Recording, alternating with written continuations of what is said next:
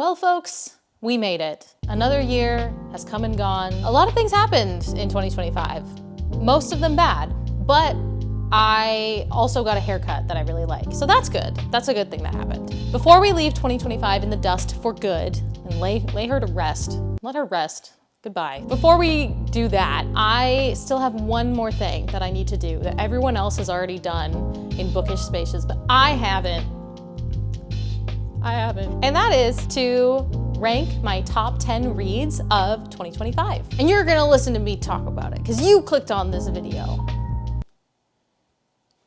Welcome in, everyone. My name is Sarah and I am your living room librarian. Despite 2025 being a pretty much garbage year overall, I will say that this past year was a very solid reading year for me. I have a lot of wins that I want to celebrate. I'm very pleased with the exploration I continue to do in the multiple genre spaces, particularly in the horror space. I did a lot of rereading this year. I reread 11 books. That is the most that I have reread since I started reading again as a hobby in earnest back in 2022. And that's something that I really want to take with me moving forward into this year and beyond, is to do more rereads, because rereads are great. You should read the books that you've already read and love. This year I also got into reading manga, which has been so fun and just opened a bunch of new doors to me. I am very, very grateful for this new medium, and I am really excited to share the fun finds that I had this year. I also DNF'd, or did not finish, 26 books this year.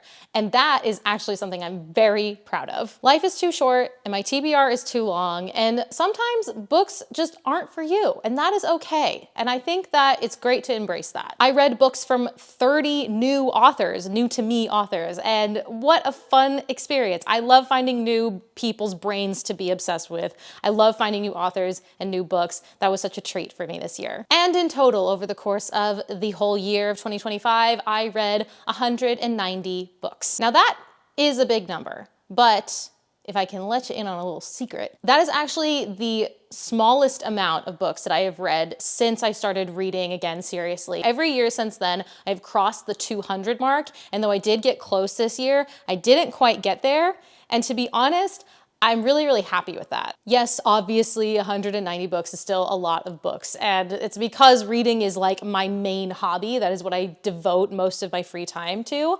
But I think that slowing my intake this year has led to a much more enjoyable reading year overall for me. Over the past 4 years, since I got really back into reading, I've definitely become way more discerning with my taste. I've become a lot better at clocking like what is for me and what is not. I can really weed out things that maybe I would have hung on for longer, or I would have maybe like picked out of the blue, but I had no idea if it would actually be for me. Now, because I have read so much, I'm really, really good at pinpointing what is going to be probably like a 4 or 5 star read for me. And overall, like my average is way up in terms of ratings because I am able to pick books that work for me, because I just know myself better. I know myself as a reader. I know myself and my taste. And that's really exciting. I am very, very proud of that. With that being said, with all of these wonderful reads, all these exciting discoveries I have made as a reader, I've taken the time to reflect and compile all of the reading that I've done. And now I can come to you with my top 10 reads of 2025, plus some bonus categories, because it's my little ranking thing and I wanted there to be bonuses. So there's bonuses, surprise. A couple of little housekeeping notes before I dive in, and these are just kind of like qualifications or specificities that I have determined for myself that I will share with you in case you care, in case it's important to you. I'm gonna say it anyway. The main one is basically why I categorize this as top reads rather than top books. That is because if I have read a completed entire series, like a trilogy or a manga series that is complete and full or anything like that, and I've read all of the books in that series in the calendar year, I will count that as one read. So for example, a couple years ago, I read all of the Poppy War trilogy by R.F. Kuang. That, as the trilogy, got a spot in my top 10 as one ranking. Conversely, last year I read the final book in the Bloodsworn saga by John Gwynne. That is a fantasy trilogy, but I only read that 3rd book within the calendar year, so that book as itself got a ranking on that list. So yeah, that's how I kind of differentiate. That's how it makes sense to me. Hopefully it makes sense to you. Yeah? Okay, cool. Another note that kind of piggybacks off of that, and this particularly pertains to manga because that is now a part of my reading sphere. I will only rank a manga series if that series is complete, because there are a lot of series that I'm reading that are ongoing and they still publish chapters weekly or monthly or whatever, however often they do. I'm only gonna give a series a spot in the top 10 if the series itself is complete in full and I read the series in its entirety within the calendar year. I may have like the best feelings about a series. I may have the highest hopes and the best beliefs about how a series is gonna go. Hint, hint, this is pertinent for later. But I don't feel like it's fair or really kind of like within the same sphere to try to rank something that is still in progress against a full novel or a completed series, because that story isn't finished yet and I don't know how it's going to end and I can't judge it as a finished product because it's not. So I'm not going to judge it against the other finished products that I have been reading. Okay, I think that's all of the housekeeping stuff. So without further ado, let's jump into my first bonus category. This is my missed shot from 2024. I like to give a little shout out to a book that has haunted me beyond the confines of the previous reading year. This happens every single year. I have my top 10. I have my very good list that I think makes sense to me. And there's always one book, at least, that kind of lives in the back of my brain and is like, hey girl, did you forget about me? And I'm like, you know what? I sure did. This year was no different. So without any more fanfare, my missed shot goes to You with a View by Jessica Joyce. This is a contemporary romance novel. This was this author's debut. It is honestly, I think, one of my favorite contemporary romances. And Jessica Joyce is definitely one of the strongest contemporary romance voices, I believe. I think she's on par with like Emily Henry, Kennedy Ryan, like the giants, the greats within that sphere. I think she's right up there with them. You with a View also has three of my like favorite tropes. It is a road trip book, so the story takes place around a road trip. The love interests are high school rivals to lovers. I love rivals to lovers. And the third is that there is cute grandparent content. So that trifecta really solidified it in my brain. It just kind of lives in my brain and I think about it and I miss the characters. I want to know more about them. I hope they're doing well. I know they're not real. Leave me alone. But all that to say is that Jessica Joyce, I'm sorry you did not make it on my 2024 top 10. You should have, and now you get this lovely honor that nobody cares about but me. And now let's begin the top 10 in earnest. Starting off at number 10, this one goes to Out of the Woods by Hannah Bonham Young, another one of my favorite contemporary romance authors. I've read, I think, everything she's published now, and I absolutely adore her narrative voice. I love her character work. I love her stories. And this one in particular really hit home for me. This is also the sequel to another one of her books, Out on a Limb. You don't have to read them together, but the couple in Out of the Woods is heavily featured in Out on a Limb. Those two couples are friends, and this is like their story. It's a marriage in crisis story, which is another trope that I love when it's done right, and this was absolutely done right. It's about Sarah and Caleb. They got married very young. They're like high school sweethearts. They have been together for a long time. They're approaching their 30s now. And Sarah kind of goes through this crisis of like, I don't even know who I am as a person. Like, what am I doing with my life? Am I even like doing what I like? Have I achieved anything worthwhile? And like, girl, same. This is a really, really beautiful story. And what I really loved about it was a story about like finding individual identity within partnership and how those two things don't necessarily need to be separate. There's that adage of like, you can't love yourself. Wait, no, that's wrong. You can't love someone else until you love yourself. I think that can be true, but I think also like the love of other people and the way that people that you love show up for you and show yourself that like, this is how you deserve to be treated. This is the way you deserve to be supported. I think that is incredibly moving and I think it's very effective. I don't know why that would be personally relevant to me. Don't say that. I thought that was really beautiful in the way that Sarah and Caleb fight for their love and they fight for their own identities and they're working through things and it's awkward and it's hilarious and they go on like an outdoors couples retreat that is like so chaotic. There's lots of hijinks. There's a cute kid involved. There's other couples.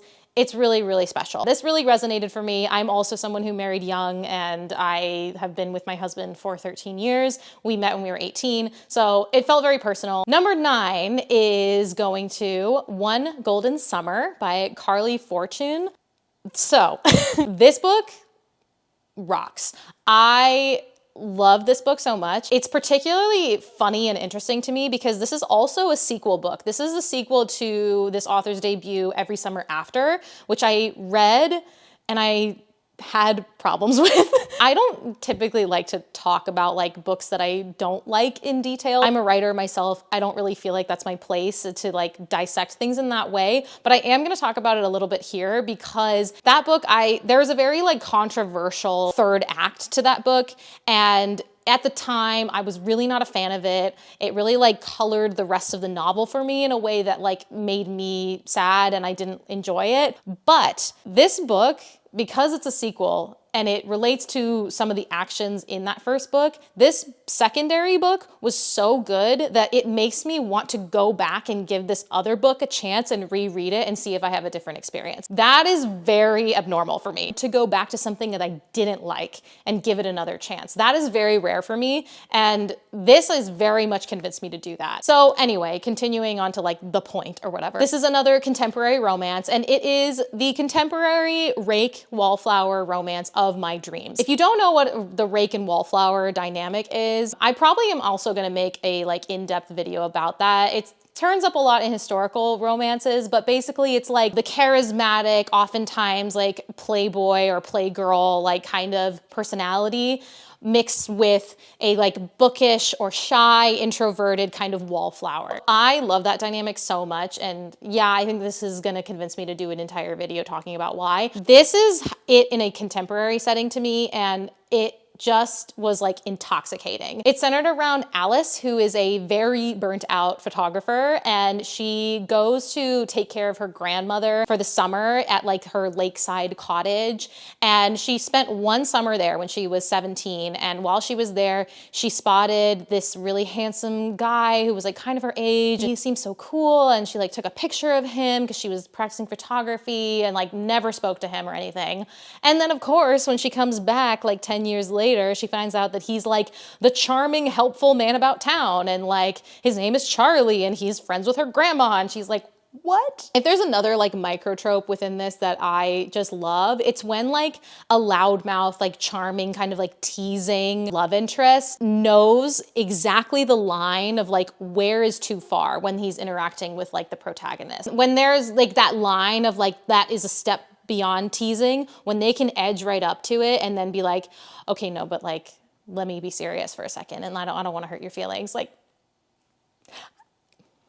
I love it. Another really special thing about this, it has cute grandmother content and a very, very special grandmother and granddaughter bond that's very integral to the story.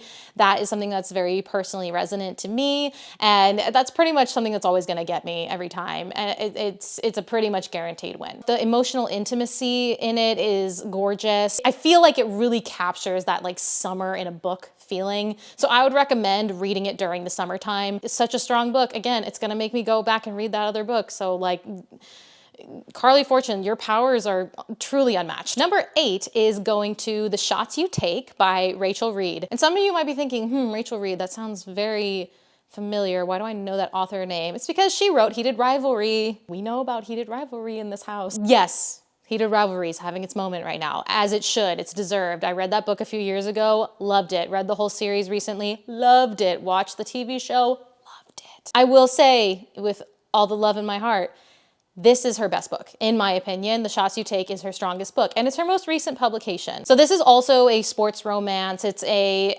romance, a gay romance, and it's basically a post-retirement romance, which I really liked. Both of the main characters are in their 40s. They were professional hockey players. They used to be best friends / roommates, teammates, hookup buddies who then had a big blow up, haven't seen each other in many years, and now they are both retired and they're grown and they're entering into this like new chapter in their life. This book, as is true with all of Rachel Reed's books, has great mental health rep. I think she writes about depression and anxiety and just like general mental health struggles with so much nuance and so much care and grace, and this book was no different.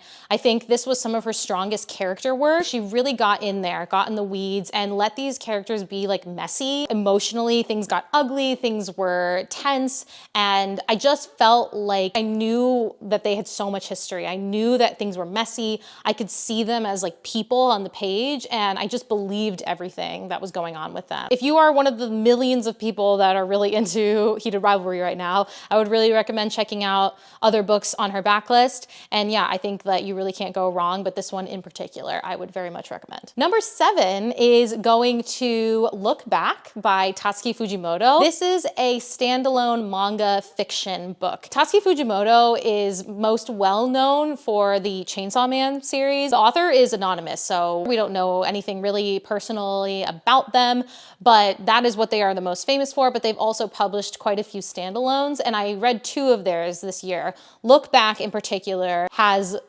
haunted me since I finished it. It's a self-contained and tightly paced story about 2 girls who are wanting to be mangaka, and they want to kind of become these renowned and established artists and storytellers. They meet when they are, I think, believe in like high school age, and they have a partnership, and it kind of goes through the years, and you see them change and grow and see how life and like ambition and goals ultimately bring them apart. And it's just an ouchy story. It's one of those ones that you read and you're just like, ow. And I really like books like that. This is no different. I've just come to expect that in Tatsuki Fujimoto's books. Like, I'm always gonna be just like socked in the gut or like the face or the heart with their work, because it's just like, ow, why did you do that? But also it was really good, but ow, man. So yeah, this was a total gut punch. I think particularly if you are an artist or you know and love an artist,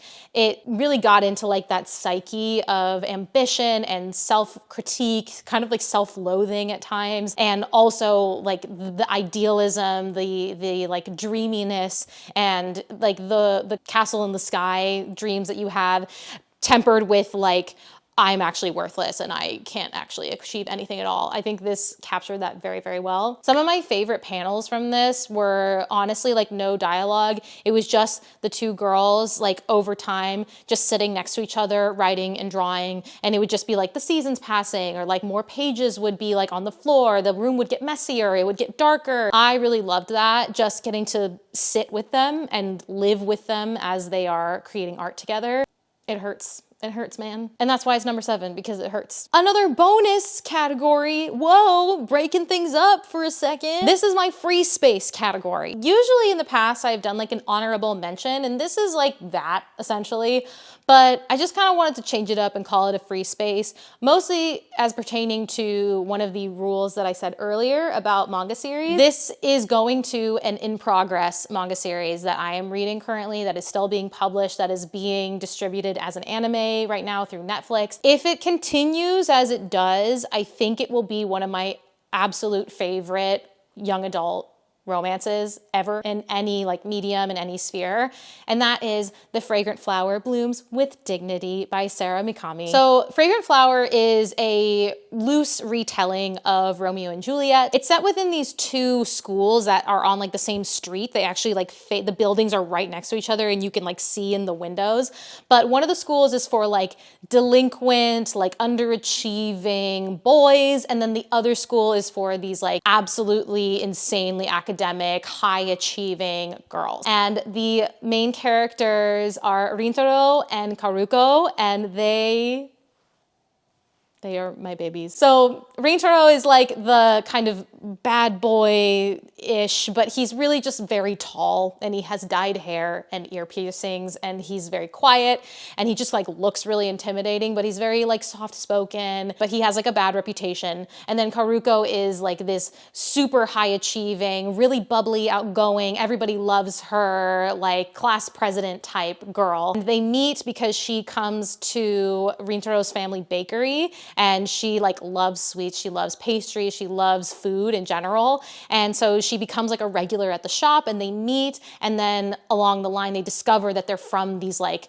warring high schools where the kids are like, you can't talk to anyone from that school, and like everyone over there is just like a delinquent and a deadbeat. They manage to kind of wade through all of like the hearsay, all of like the generalizations, and it just is this very like simple, beautiful story of just these two teenagers basically being like, I don't care what people say about you or say about that school or whatever. I like you and I want to get to know you. It has some of the best communication that I've ever seen. If you hate the miscommunication trope, then you need to read this series because miscommunication does not know this book. That goes for the romantic relationships in this book, but it also goes for the platonic relationships. One of the other things I love so much about this series is the male friendships and how there is such beautiful and deep emotional intimacy and communication within the boy like friend group and within the girls as well. But with the boys, like I just think like if I had like a teenage son, like I would want him to read this book because just the way that they interact with each other and they express their feelings to each other and they handle conflict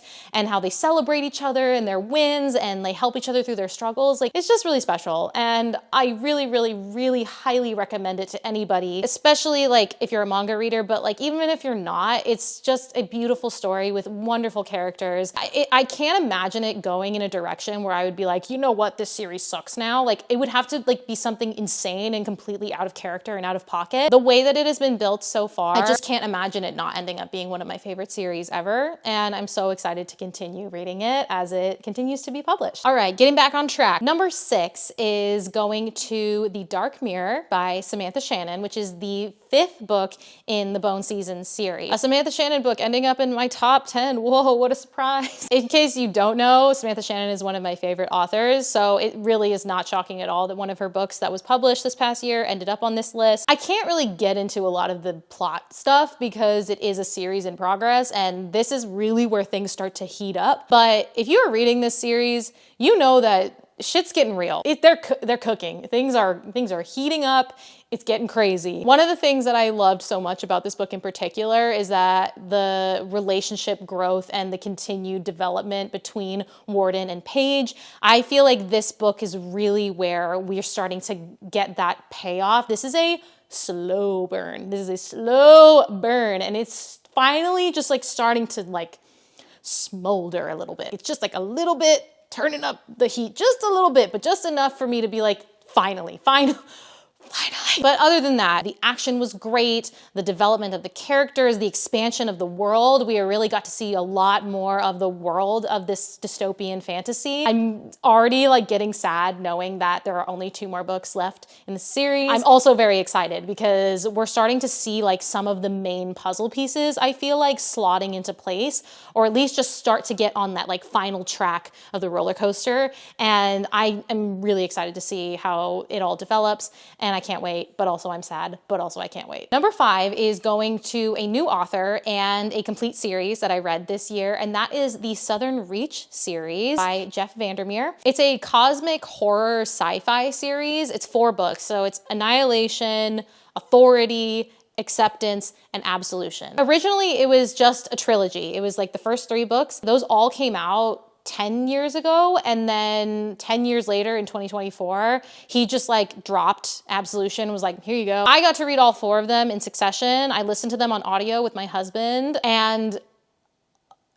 like what? How can you be that good at writing? Like, that's not fair. That's not cool. Like, what? Yeah, it's difficult to even talk about the series, and that's like the point. Cosmic horror is hard to conceptualize. It's hard to imagine. It's supposed to be about like the unimaginable, the like incomprehensible. This book somehow tackled all of that, I think, in like the most masterful way possible. I'm pretty new to the cosmic horror sphere. I've read a couple of things that kind of like tiptoe in that area or dabble in that area, but I've never read like a straight up cosmic horror. And I really do feel like this has set the bar like so high, and it's made me be like, oh, I get it. Like, I get it. I get the effect that this series has had on like the sci-fi cosmic horror sphere. I understand now. Another thing about this series that I think is so difficult to do, but Jeff Vandermeer did so well, is that Annihilation is the first book in the series. You could like technically, ostensibly, read Annihilation as a standalone. That is a like complete book in and of itself. You could do that. You shouldn't. You should read all the other books, but it's self-contained in a way that leaves you with enough questions that like leaves you curious. Like you still want to know what happens next, but it's not in like an incomplete way. It's in like a curious, interested, like musing kind of way. And then going into the rest of the series, they all just build and build and build and expand on everything in such a way that is like so unsatisfying that it's satisfying. I have so many questions. I have so many things that I know will never be answered, and I have to be okay with that. And I am, because it just lets me think about this series more, and I can't stop. Every few days, my husband and I will just like look at each other and be like, do you remember that thing from the Southern Reach series? Man, it's awesome. I love getting to read things that provoke conversations and speculations farther beyond the like time that you spend with the book. I love that, and this definitely did that. Also, just have to say, special shout out to Bronson Pinchot, who was the narrators of book 2 and 4. All the narrators were great, but he in particular, like, he ate that up. That man went to the Yale School of Drama, and I was like, yes, he did. He did. He killed it, okay? So if you listen to the audiobooks, particularly look out for him because he's insane, insanely good. Okay, we're getting closer to the end. Very exciting. Number 4 in my top 10 reads is going to a classic, maybe one of the best, most influential, exciting classics ever, Frankenstein by Mary Shelley. So I have interacted with Frankenstein as a property, I suppose, in a lot of different ways. I talked about it quite a bit in my previous video, The Scaredy Cat's Guide to Reading Horror. I have seen a play version of Frankenstein. I've read multiple retellings, but I had not actually read the like original text, and I was not prepared for like how much it would impact me, which is nuts because I already knew the story. I already know what was going to happen. I know these different like ways that I've interacted with the story, but getting to have it in its original form and getting to read it, like, she wrote that when she was 19. Like, what do you mean? What do you mean? When I was 19, I was mentally ill. And like, she probably was too, but like, I wasn't writing books about it. I was in musical theater school. It's crazy to me that she wrote this at 19. I think what really stuck with me is the like deep sorrow and humanity that this book has, particularly from the monster point of view. The section what you spend with the monster, that got me. That really got me. And the way that she writes about consciousness and being aware of your body, being aware of your mind, and wanting to like fit in with the world, wanting to interact with the world, and not being able to find your way and being scared of yourself. There's a moment where he like yells and he gets scared of his own voice. You guys, I can't be normal about this. So yeah, this wrecked me. It's a classic for a reason. It's insanely good. It's crazy that I hadn't read it until now, and I think it's probably my favorite classic. I know that I said in my first video that Jane Eyre is like my favorite classic. Actually, I don't know if I said it like that, but it has been my favorite classic, but I think this has edged out to be my #1 spot. I'm sorry, Jane, I love you. I love her, but man, Frankenstein really messed me up. Also, fuck Victor Frankenstein. All my homies hate Victor Frankenstein. What do you mean you're gonna bring an inanimate body to life and then you're gonna be like, oh my God, I'm so scared. Like, what do I do? Huh? What do you mean? I hate that man. And this leads me into my final bonus category, and this is my best reread of 2025. You may be thinking, Sarah, it has to be Heated Rivalry, right? And like, you are almost correct. It probably would have been, if not for the reread that was Wuthering Heights. They're so close, you know, Heated Rivalry, contemporary hockey romance and Wuthering Heights, this gothic fiction. Like, it's interchangeable. No, but seriously, I reread Wuthering Heights this year just to kind of be part of the discourse that's upcoming with the movie coming out. But I also read Wuthering Heights as a teenager in my senior year, and I remember like hating that book. I was so annoyed with it, and that girl was wrong. Like, that 17-year-old girl was incorrect, because I reread it and I loved it. And I loved it, I think, because of all the reasons that I hated it as a teenager. I wasn't really able to like understand, but now I do. I have a fully developed brain now, you know? I have a prefrontal cortex that works in a very silly way. It's like the opposite of The Fragrant Flower Blooms with Dignity, because that book is like, what if like one person's kindness and two people interacting and like giving each other a chance rippled out and affected a community for the better? And this book is like, what if two people who were so toxic and so destructive to each other and themselves that it rippled out and it made the whole community suck? This is that version. This is the bad timeline version. Obviously, if you know the book at all, it is not a love story. Or if it's a love story, it's not a very happy one. It's very toxic. It has to do with like obsessive, devouring love and how that ripples out and kind of like infects the rest of the people. Kathy and Heathcliff, the two main characters, yeah, they have a very unhealthy relationship. It's not good. And that was what I liked about it. They were not good for each other. They had a bad relationship. And I thought it was kind of beautiful in the way that Emily Bronte was able to be so unflinchingly honest and didn't try to like apologize or make her characters more palatable. I liked that they were like bad people. I liked that they were annoying and self-centered and vengeful. Also, like, spoilers for this old book, but like, spoilers, I forgot that Kathy dies like really early in the book. Honestly, like most of the book, or at least a very decent chunk of it, are like the descendants of Kathy and Heathcliff and Kathy's brother. So it's like the descendants of them, and it's this next generation, and they are given like every opportunity to fail and to perpetrate and perpetuate like the toxicity and the harm, the violence, like the emotional violence that their parents exhibited, and they do. But I think the best thing about this book is the way that they end up ultimately the like secondary pairing. Catherine the Younger and Hareton, they end up breaking like the cycle, essentially. They break the generational trauma cycle, essentially just by like looking at each other and just being like, hey, what if like we just treated each other like people? What if we just, you know, didn't just take the assumptions about each other at face value, and we, you know, took a step away and like try to give each other a chance to just be people and not these like kids with the weight of all of the trauma and the tension of their forefathers or whatever on their shoulders. What if we just like tried to be normal and we just gave each other a chance? And it works. It works because all they had to do was be kind to each other and to themselves. I thought it was like the perfect way to end a novel that is so like dark, and it's so just like torturous, and it's like emotional. It's a heavy book. There's a lot of just like harm being done, and it was so nice to get to this place where these younger people were just like, we're not going to do that anymore. Like, we don't need to be that way, and we're not going to. Again, 17-year-old me didn't get it,